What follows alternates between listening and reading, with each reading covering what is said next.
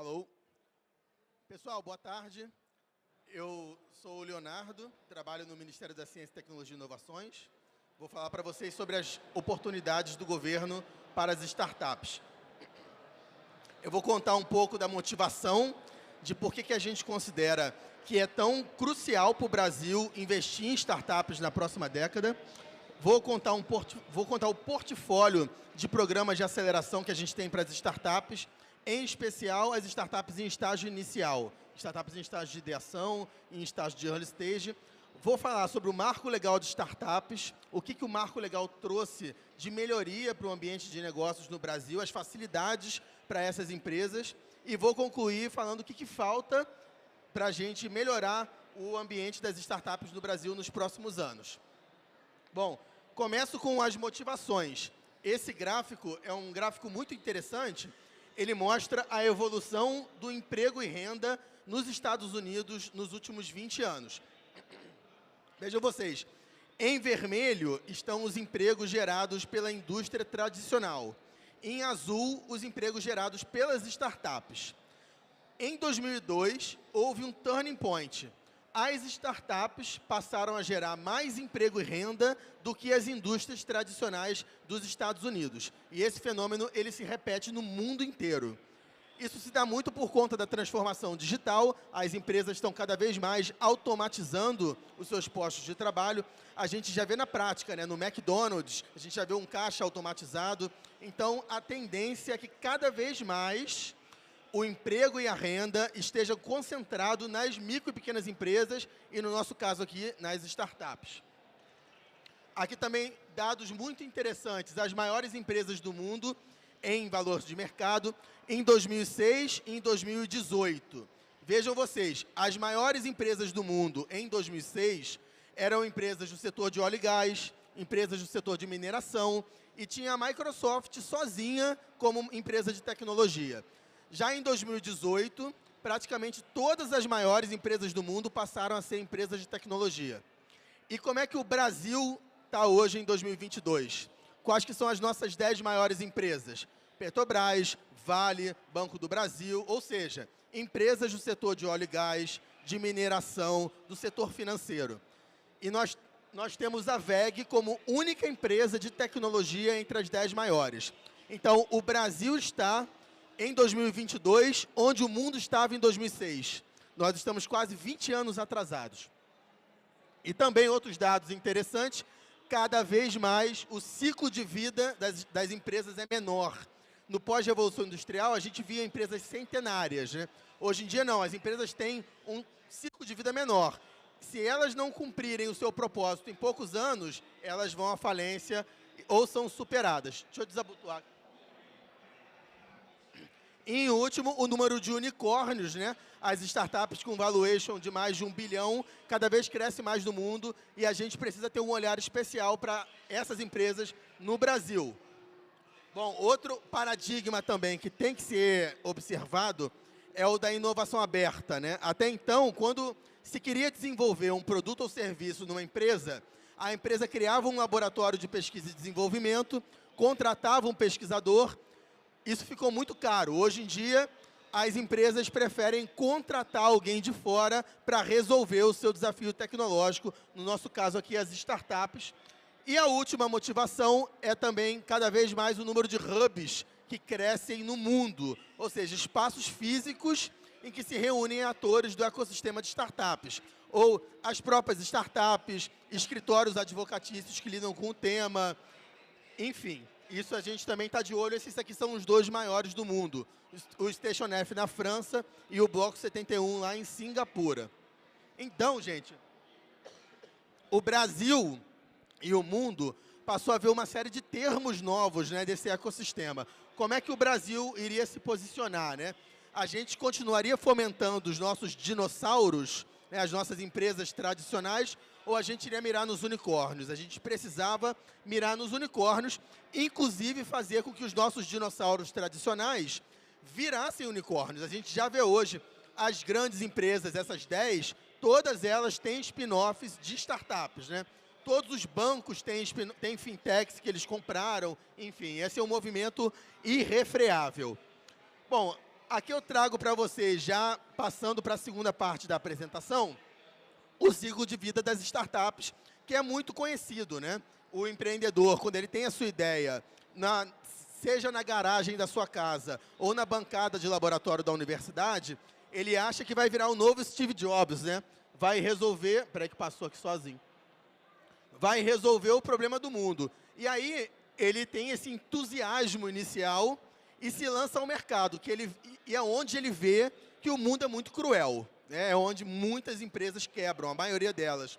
E aí a gente cai nesse vale aqui, que é tão importante para a gente, que é o vale do sofrimento, o vale da morte, ou o tempo de validação, que é o tempo que essa startup leva para conhecer qual é o seu produto e o seu serviço e o seu cliente ideal.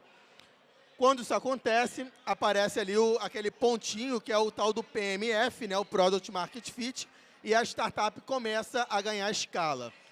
Para cada um desses estágios, o governo tem um programa específico para as startups de cada tipo de maturação, e eu vou abordar alguns deles. Da mesma maneira, desde quando o empreendedor tem uma ideia, até quando ele abre as ações da sua empresa na Bolsa de Valores, faz o seu IPO, ele precisa de dinheiro. E esse dinheiro, ele é colocado na empresa sob nomenclaturas e formas diferentes no decorrer dessa estrada.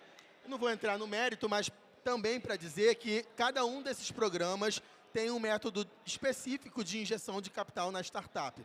Seja como bolsa, subvenção econômica, crédito, enfim. Bom, chego então no primeiro programa que nós criamos, o Startup Brasil, lá em 2012, mas só para mostrar para vocês rapidamente que a gente trouxe duas provas muito importantes para o Brasil. Primeiro, cada real do contribuinte brasileiro, do pagador de impostos, colocado nesse programa, para cada real, as startups conseguiram R$ 9,20 de investimento privado para o Brasil. Então, a gente conseguiu mostrar lá no começo da década que é lucrativo para o governo investir em startups. A gente não está ajudando empresário a ficar rico, é lucrativo para a gente. Então, a gente consegue hoje chegar na Câmara dos Deputados e conseguir orçamento para todos os outros programas, porque é lucrativo para o governo. E, em segundo lugar, a gente também provou que com programas de aceleração, se algum de vocês é empreendedor, com o programa de aceleração, aquele vale da morte, ele fica 31% menor. Então, é muito importante se investir em aceleradoras, que as startups, em determinado momento, passem por um programa de aceleração. Bom, dito isso, gente, o primeiro programa Startup Brasil começou em 2012, pipocaram programas de aceleração no Brasil inteiro, e a gente, hoje em dia, a gente diagnosticou que o Brasil mais precisa é de programas para as fases iniciais das startups. São essas duas fases, a fase de ideação, quando você está com uma ideia no papel, e a fase de early stage, quando o empreendedor tem ali um protótipo e ele está começando a validar esse protótipo no mercado. Para isso, e aí a primeira política pública que eu vou compartilhar com vocês, em aberto, a gente usou dois programas como inspiração, o Startup Brasil e o Startup Indústria, que é um programa da ABDI, Associação Brasileira de Desenvolvimento Industrial, em que as startups resolvem problemas da indústria. Juntamos isso tudo e criamos o programa Conecta Startup Brasil. É o primeiro edital que eu trago para vocês, que vai abrir nos próximos meses. Nesse edital, a gente traz startups em estágios iniciais de ideação e de early stage para resolver desafios da indústria brasileira. Gente, isso tem muito valor. Em Israel, eles não conseguiram fazer esse tipo de metodologia com startups iniciais e a gente está conseguindo aqui no Brasil desde 2019. A gente vai agora para a próxima edição do programa. O programa ele funciona em fases. Primeiro, a gente chama as empresas que compartilham seus desafios tecnológicos. Depois, a gente chama as startups, compartilham a área de atuação. A gente faz um matchmaking entre desafio e oferta. E aí a gente começa a aceleração da startup de fato, em várias fases, né? Na primeira fase, a gente pega o empreendedor pela mão. Olha, qual que é a ideia que você tem para resolver esse problema? Ah, a ideia é essa. A gente chama a indústria e a indústria valida se aquela ideia está no caminho certo. A gente chama isso de validação contínua, e esse é o grande trunfo desse programa para quem está empreendendo e quer uma aceleração. Desde o começo até o final, a indústria está junto, validando que o empreendedor está fazendo a coisa certa. E é muito comum, no Brasil e no mundo, que os empreendedores acham que estão resolvendo um problema, mas que não é um problema real, é um problema da cabeça dele. Então, a gente aqui consegue mitigar o risco de insucesso desses empreendedores. O programa ele funciona em funil financeiro, então recebe um dinheirinho lá no começo, e aí os melhores continuam recebendo dinheiro durante o programa. Também é importante, pessoal, caso a startup não passe para as fases seguintes, ela pode continuar no programa recebendo mentoria, recebendo os serviços que a gente disponibiliza para as startups. E das 100 startups do último programa, 98 foram até o final. Então, para vocês terem uma ideia do quão importante que são esses serviços agregados, que não são só o dinheiro. Indústrias das mais diversas participam do programa. Aqui estão algumas da última edição. Então, tem desde indústria do porte de 3M, BASF, até indústrias médias e pequenas. E agora, neste ano, vamos lançar a segunda edição. O primeiro edital, que vai sair nos próximos meses, vai ser para startups só do setor de saúde, para resolver desafios da indústria de saúde e desafios do SUS. Mas a gente vai abrir também um edital aberto, generalista, e um edital também só para startups do setor aeroespacial. Então, fiquem de olho nas redes sociais do programa. Bom, o segundo desafio que a gente tem, o primeiro foi esse da inovação aberta, né, que a gente tenta resolver com o Conecta. O segundo é a gente conectar as nossas fontes de densidade tecnológica, que são a academia, com o mercado. Hoje em dia ainda a universidade fala uma língua e o complexos da sociedade brasileira e da indústria brasileira. Para isso, a gente criou o programa Centelha, que hoje é o maior programa do nosso ministério para as startups. Esse programa, ele visa que o empreendedor que tem uma ideia no papel possa transformar essa ideia em um modelo de negócios que seja replicável, que seja escalável no conceito de startup. Bom, ele atua na fase semelhante ao anterior, então ali na fase de ideação e do começo da validação, e a gente dá uma série de benefícios, da mentoria, da bolsas do CNPq, subvenção econômica, dinheiro direto da Fundação de Apoio à Pesquisa Estadual, enfim. O programa, ele acontece no Brasil inteiro, inclusive aqui em Goiás. O edital daqui de Goiás acabou de acontecer. É um programa anual, não é um programa de governo. Todos esses programas que eu estou citando para vocês são programas de Estado. Então, independente de quem estiver no governo, ele continua. Ano que vem também vai ter mais um edital do Centelha. Obrigado. E é um programa de 105 milhões de reais para as startups. Gente, para vocês terem uma ideia... Sem voz, né? Pra vocês terem uma ideia, hoje, pelos dados da Associação Brasileira de Startups, a gente tem mais ou menos 13 mil startups no Brasil, né? Só com o Centelha, a gente consegue mais de 10 mil ideias serem aceleradas. Então, isso quer dizer muito para o ecossistema brasileiro de startups. Enfim, o programa também tem todas as redes sociais, peço que acompanhem, Facebook, Instagram, etc., e a nossa última prioridade é a diversidade no ecossistema empreendedor.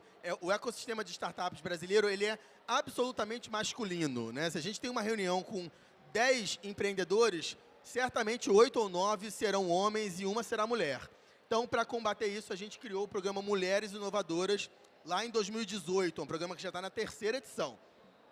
É um programa importante porque, além da gente precisar empoderar a mulher e ter toda essa causa de gênero, existe também um motivo financeiro pelo qual vale a pena a gente investir em startups femininas.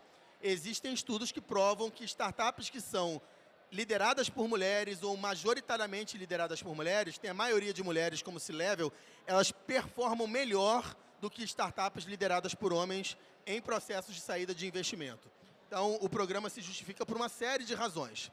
E a gente procura trazer mais mulheres para empreenderem em empresas de base tecnológica. Também o programa funciona em funil, a gente seleciona um grupo, acelera e depois faz uma banca só de mulheres para premiar as melhores startups. essas startups recebem um prêmio de R$120 mil. Nessa edição agora de 2022, totalizando aí quase 2 milhões em prêmios. Então, a gente foi evoluindo, né? Começou em 2020, 21, 22. Ano que vem tem mais um edital do Mulheres Empreendedoras, é um programa do MCTI, em parceria com a FINEP. Então, fiquem de olho também. Bom, os 3 programas do Ministério são esses, mas também existe, como eu falei para vocês, depois de 2012, começou a pipocar vários programas de aceleração de startups no Brasil, né? Cada órgão público quis ter o seu programa. Então, a gente viu que precisava de uma coordenação desses atores federais em prol das startups. Para isso, a gente criou o Startup Point, inspirado muito no modelo israelense e europeu também, que é o comitê que junta todos os órgãos governamentais, esses 12 aqui, que tem programas para as startups. Com isso, a gente está procurando somar esforços, eliminar sobreposições, enfim, dar mais eficiência para o gasto público para essas empresas. E esse comitê traz um encaminhamento que é concreto para vocês, que é o portal Startup Point, acessível nesse endereço aqui, bem facinho, gov.br/startups. Nesse portal estão todas as iniciativas federais de apoio às startups. Essas 3 que eu mostrei e outras 33. Então, que vão desde lá do estágio de ideação até o estágio de tração da startup. Então, você que é empreendedor, que quer saber quando um edital para startups vai abrir, pode acompanhar em um só lugar. Isso é muito rico para o Brasil, porque acontecia muito do empreendedor daqui de Goiânia não ficar sabendo de um edital do BNDES que abriu no Rio de Janeiro, por exemplo. Então, para a gente que pensa política pública, a gente tem que garantir um acesso isonômico a essas oportunidades para os empreendedores, né? Esse portal visa resolver isso. Nesse portal, existe um filtro de maturação em que o empreendedor coloca em que estágio a sua startup está e o portal lhe mostra quais programas governamentais atendem melhor a sua startup. Bom, gente, para fechar o último ciclo aqui da apresentação, vou falar sobre o Marco Legal. O Marco Legal de Startups, que saiu agora em 2021. Né? Ele veio desde 2018, então também não é um esforço de governo, é um esforço de Estado, perpassou aí governos diferentes, né? Liderado por nós do MCTI em parceria com o Ministério da Economia.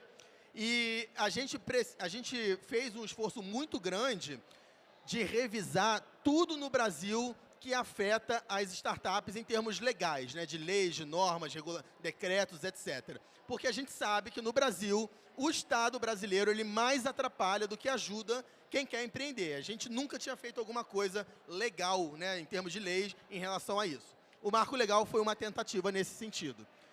A gente chamou todo o ecossistema brasileiro para participar. Então, não foi o burocrata aqui lá da Esplanada que fez. A gente chamou os players principais. Vocês podem ver aqui alguns deles. Foram 70 atores públicos e privados. Os grandes escritórios, as startups, todas as associações estiveram conosco. Então, iFood 99, Uber, etc. Nós ficamos um ano estudando o que precisava ser feito e depois partimos para a ação, né? Fizemos uma consulta pública, foram 711 contribuições de todo o Brasil. Passamos pelo Congresso e saiu agora em 2021. Então, foram 3 anos de trabalho.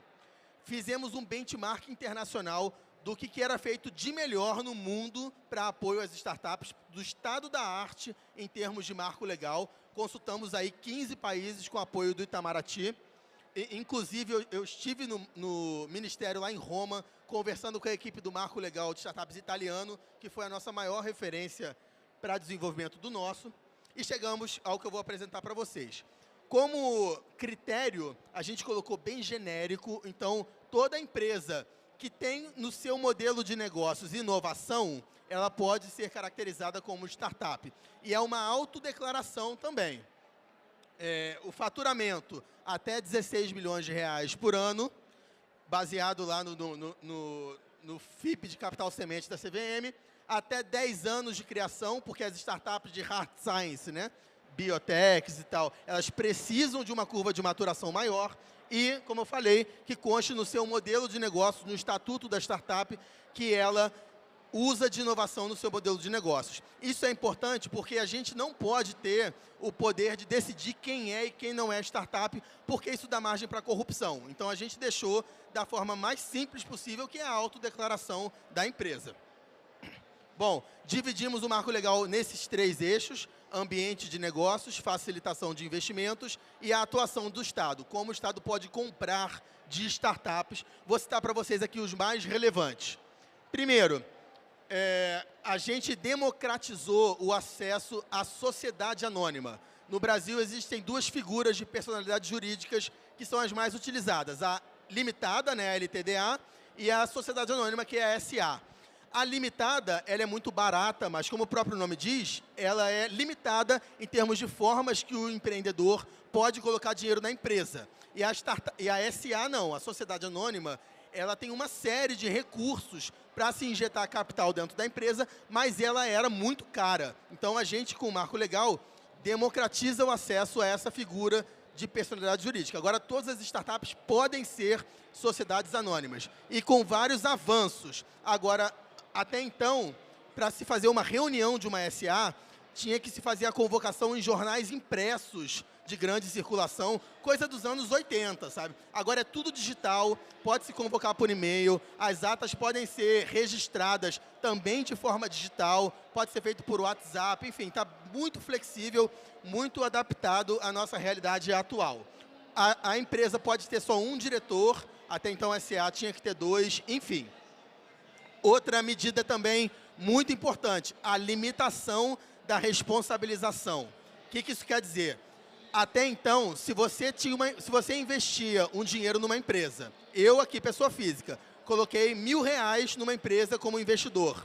Essa empresa vale R$1 milhão e ela vai à falência, eu tinha que responder pelo R$1 milhão e R$1.000 dessa empresa. Então, a justiça, se essa empresa fosse à falência, né? A justiça ia atrás do meu carro, do meu apartamento, sendo que eu só investi R$1.000. Essa era a realidade do Brasil. Agora não. Agora, se você investe R$1.000 numa startup e essa empresa vai à falência, você responde só pelos R$1.000 que você investiu. Parece pouca coisa, mas isso é muito relevante para a gente trazer mais investimento para o Brasil. Outra coisa, agora, dinheiro de investidor é uma coisa, dinheiro da empresa é outra coisa. Então, assim, a grosso modo, né? A gente agora separa o dinheiro do investidor, e isso, para efeitos também de atração de investimentos para o Brasil, é um passo muito grande, porque era muito comum a gente ver empreendedores daqui do Brasil investindo 3/4 do seu dinheiro lá fora, porque no Brasil não se tinha condições de investir. E, por último, há também fomento legal. Aqui a gente agora está permitindo que a Petrobras e as empresas do setor elétrico invistam em startups.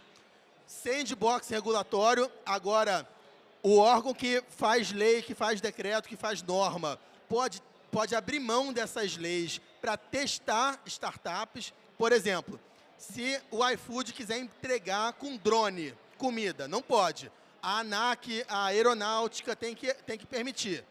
Com o sandbox regulatório, agora a ANAC pode falar para o iFood: olha, por 3 semanas você pode testar a entrega com drone. Se der certo, a gente faz a norma definitiva. Também é um avanço para que surjam mais inovações no Brasil. E o último, que eu acho que é o mais importante, é o contrato público de solução inovadora. Agora, o Estado brasileiro pode comprar de startups. Até então, tinha que se fazer licitação, Lei 8666. Startup não tem condição de disputar com uma grande empresa, não tem capital para isso. Agora não. O governo, seja lá qual for, federal, estadual, municipal, empresa pública, qualquer órgão público, pode disponibilizar um desafio tecnológico. As startups tentam resolver esse desafio. Se não conseguirem, ok, são remuneradas pela tentativa. E se conseguirem, elas podem ser contratadas por até 6 anos sem licitação. Com isso, gente, a gente espera uma revolução no Estado brasileiro na próxima década, porque agora as startups, que são muito mais rápidas do que o governo, vão poder resolver os problemas da administração pública brasileira. E, gente, para finalizar, eu trouxe aqui alguns pontos do que ainda falta, né? Eu sempre falo que o Marco Legal de Startups, ele não é o marco legal perfeito, mas ele é o feito. A gente fez muita coisa, mas muita coisa não deu para sair por falta de consenso, falta de timing, enfim. Trago aqui os mais relevantes para vocês. Relações trabalhistas é um ponto que não houve consenso. A gente tem uma realidade no Brasil que é a uberização da economia, né? Por um lado, a gente não pode expulsar essas empresas do Brasil, a gente precisa trazer emprego e renda para o país. Em contrapartida, a gente não pode negar o avanço tecnológico. A gente tem que trazer essas empresas dando alguma seguridade social para esse trabalhador. E não só o Brasil, como o mundo inteiro, ainda não tem a resposta para essa pergunta. Como é que a gente vai lidar com a uberização da economia? Stock options, que é uma forma do empreendedor retribuir o seu colaborador, não só com salário, mas também com ações da empresa. Isso é muito comum no mundo, porque o empreendedor, no começo, ele não tem dinheiro, então uma forma dele atrair trabalhadores muito qualificados é oferecendo ações da empresa também. Instrumento para atração de talentos. A gente tem uma fuga de cérebros no Brasil acontecendo hoje. O real está valendo muito pouco. Agora, com home office, tem muita gente, até no Brasil, trabalhando para a empresa de fora. A gente precisa pensar em soluções para que os nossos grandes cérebros continuem no Brasil trabalhando para empresas brasileiras. Também é um desafio que está em aberto. Equiparação tributária dos investimentos em startups.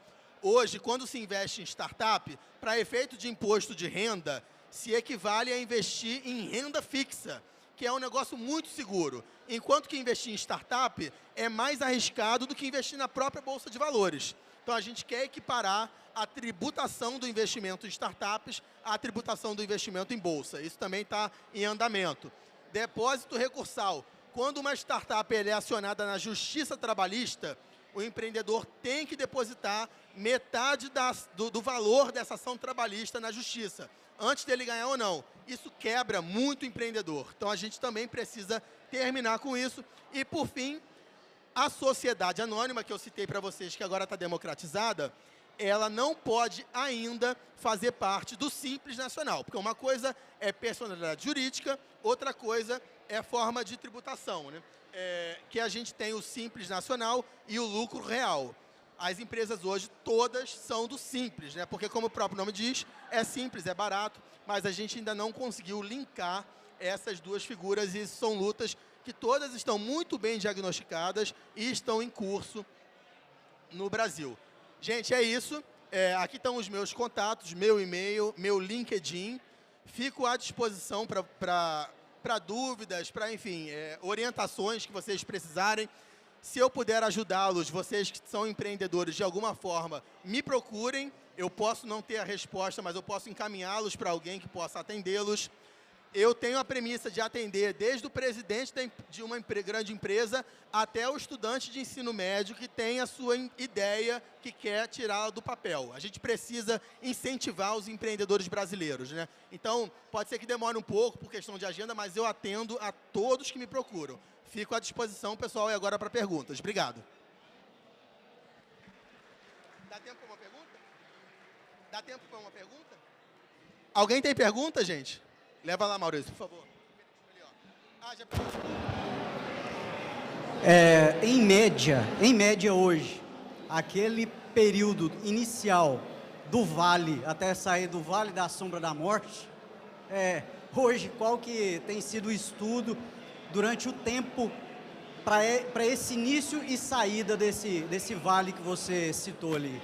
Tá, o tempo médio hoje de 4 anos, médio.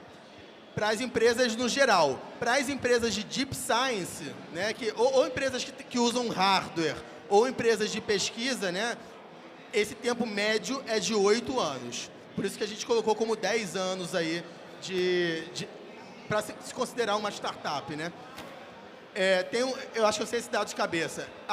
Acho que 25% das empresas morrem com 2 anos e 50% morrem com 4 anos.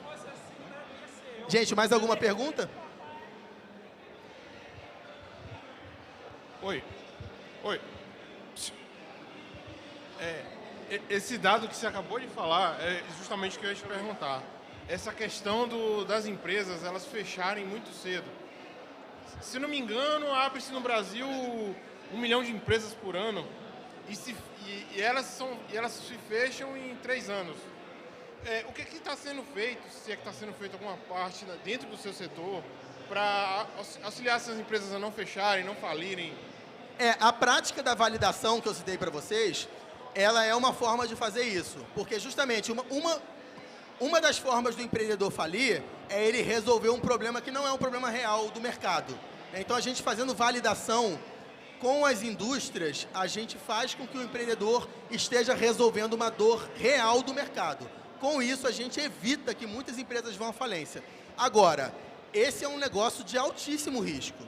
A falência é inerente ao processo, entendeu? É inerente ao processo. Não tem como a gente garantir que todas as startups sejam performadas, porque isso acontece no mundo inteiro. Na China, todo mês são criadas 12 mil startups. Todo mês. E outras tantos mil vão à falência também. Isso é normal. Agora, validação é um jeito de mitigar e criar também condições de mais segurança jurídica para essas empresas atuarem é outro, e é isso que a gente tenta fazer com o Marco Legal de Startups. Pois não. Deixa eu lhe perguntar uma coisa. O senhor falou que é do Ministério da Ciência e Tecnologia, mas, no caso, o senhor é de qual órgão? Eu sou servidor de carreira do CNPq, que é o Conselho Nacional de Desenvolvimento Científico e Tecnológico, e sou cedido ao Ministério da Ciência, Tecnologia e Inovações. Lá eu atuo como coordenador da área de startups.